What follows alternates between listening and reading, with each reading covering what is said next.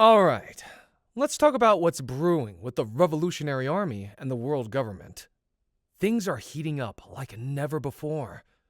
After what went down at the Reverie and the chaos we've seen with Emu and the Holy Knights, the stage feels set for a direct clash between the revolutionaries and the powers ruling the world. And with Dragon, Sabo, and their top commanders in play, I could see this snowballing into a full-on conflict. Let's take a trip back to the Reverie, where everything began to get uncovered.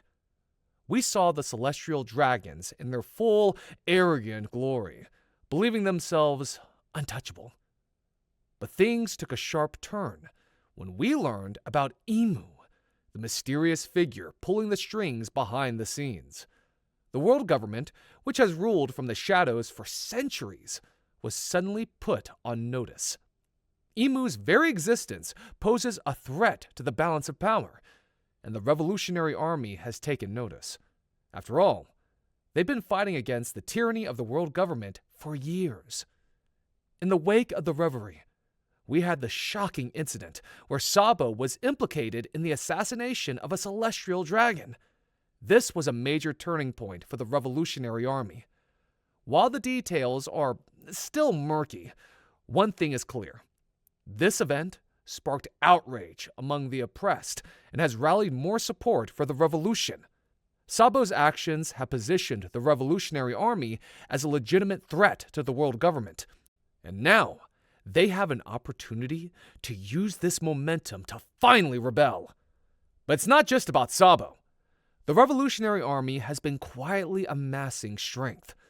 Leaders like Dragon, Karasu, and Morley have been strategically planning their next moves, gathering intel and forming alliances. They're not just fighting with brute force. They're playing a long game, understanding that every move counts in this high-stakes game of chess. They know the world government won't take their actions lightly, and that a response is inevitable.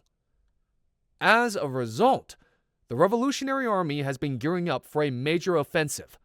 With Dragon at the helm, their mission has shifted from fighting from the shadows to a full-scale assault on the heart of the world government. This isn't just a battle against a regime. It's a battle for the very soul of the world.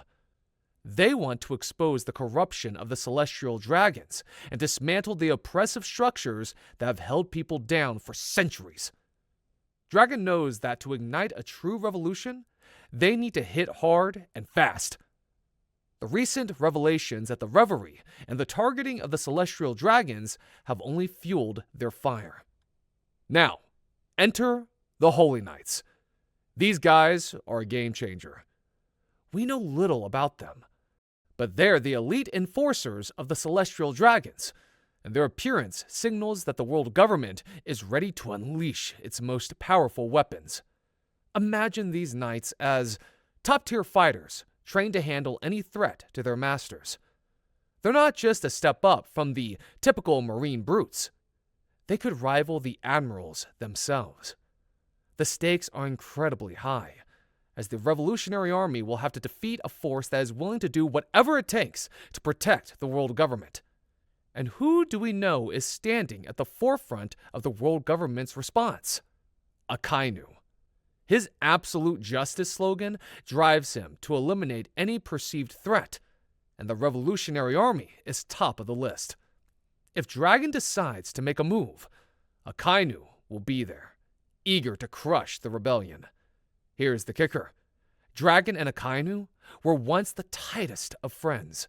Picture them as young recruits in the Navy, full of hope and ambition, both present at the God Valley incident. Their bond was the only thing keeping Akainu's darker impulses in check, but the rift between their ideals eventually drove them apart. As the Revolutionary Army makes its move, the battlefield will erupt with chaos. Commanders like Sabo, Karasu, and Morley will face off against the Holy Knights, each engaged in their own high-stakes duels. Sabo, in particular, might find himself battling one of the knights, showcasing his growth and determination to honor Ace's legacy. It could be a fight where he has to dig deep, revealing new techniques or strategies that he's developed since the events of Marineford. Another admiral, Fujitora, may also play a crucial role.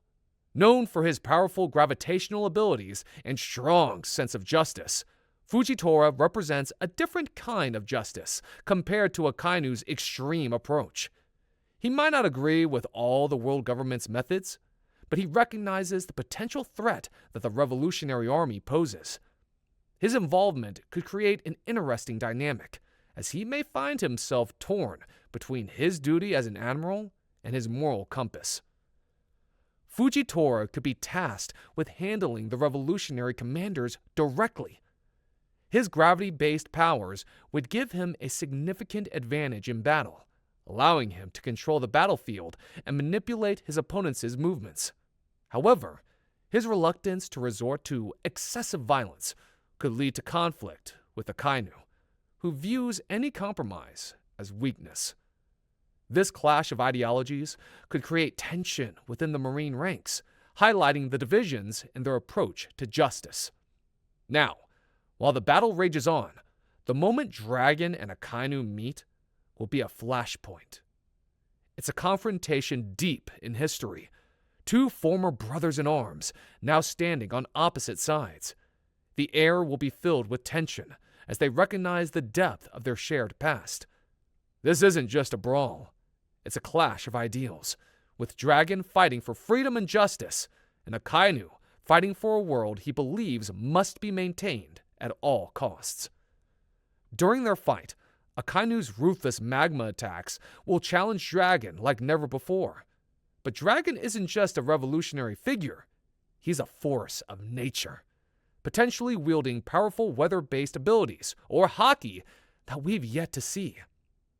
As their fight unfolds, it might inspire others around them, igniting the spirits of those fighting for the revolutionary cause. Meanwhile, the clash between the Revolutionary Army and the Holy Knights will reach a fever pitch.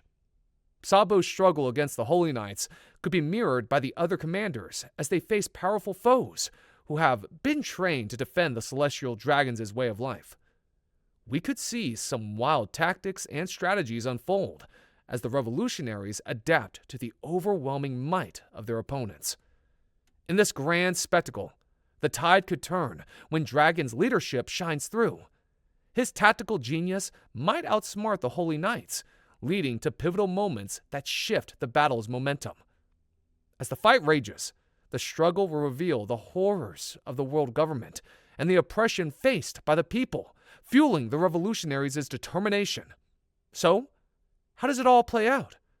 Perhaps we'll witness a moment of desperation, where the revolutionaries appear to be losing ground against the Holy Knights, only for Dragon and Akainu's duel to create a massive distraction.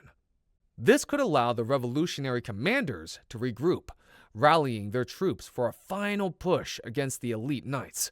Or maybe, as Dragon and Akainu clash, their battle becomes so intense that it alters the battlefield itself, causing chaos that disrupts the Holy Knights' formation. In the end, this battle isn't just about defeating an enemy. It's about igniting a flame of hope in a world long oppressed. The Revolutionary Army seeks to inspire the masses, and with their leader, Dragon, at the forefront, the world may finally see a shift in power dynamics that could lead to a brighter future for everyone. So, as we gear up for these epic showdowns, one thing's for sure. The world of One Piece is on the brink of monumental change, and we're all here for it. Thanks for watching. Don't forget to like and subscribe to the channel and ring that notification bell to be notified of any latest uploads. That said, see you in the next one.